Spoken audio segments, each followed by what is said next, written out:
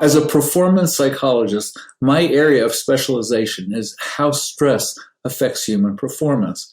So I work with athletes and doctors and lawyers and dentists and parents and teachers and many people who are experiencing high levels of stress and how it affects their performance. Occasionally I get the question, hey doc, can there ever be like too little stress?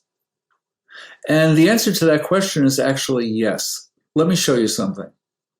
Over 100 years ago, two psychologists named Yerkes and Dodson set out to study how stress affects performance. And here's what they found. It's a bell curve relationship. Performance goes down if there's too little stress or too much stress. But what does this mean, too little stress? Well, what it means is that you're actually not interested, you're not motivated, you're just uninvolved. If you're having this feeling about whatever it is you're engaged in your work or in your studies or in your relationships, there's not enough juice. So when I say juice, what do I mean? I actually mean stress, but my definition of stress is different from most of what you'll hear elsewhere. My definition of stress is not what's happening inside of you, but it's how you're reacting to the situation at hand. When we disconnect from the situation, I don't care, I'm not interested, it just doesn't mean anything to me, well, we're not going to experience any of this stress or juice that we would if we took on the challenge. Now, it can get too challenging, in which case we flip to the other side of the graph where there's just too much stress, and our performance also will go down.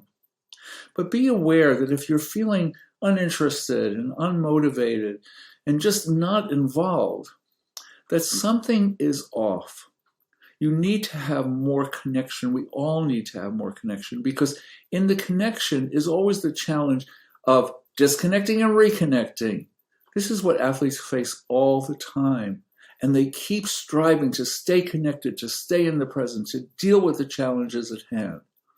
Don't point the finger at something that's causing your stress. What's causing your stress is you disconnecting from whatever it is that needs to be dealt with or handled. That's the challenge. Take on the challenge.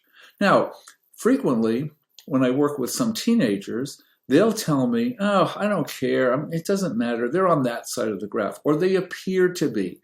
Actually, they're not.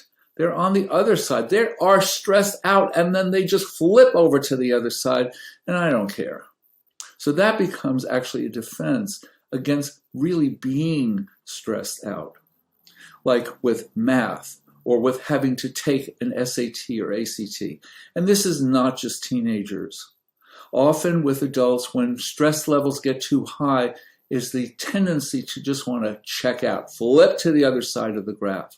So watch that in yourself. Are you just really uninterested, unmotivated, not involved, not enough juice in whatever it is that you're doing? Well, that needs to be looked at, addressed, dealt with.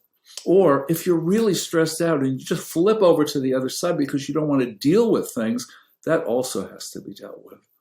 You can do a lot of this work inside yourself by just looking at what's going on. And if you need professional help from a therapist or clergy, then seek it, or talk to a friend or trusted relative, someone that you can really confide in. The opportunity for you to keep your stress just at that right place, at that optimal level, is always there. That's the optimal level of engagement. It can be yours.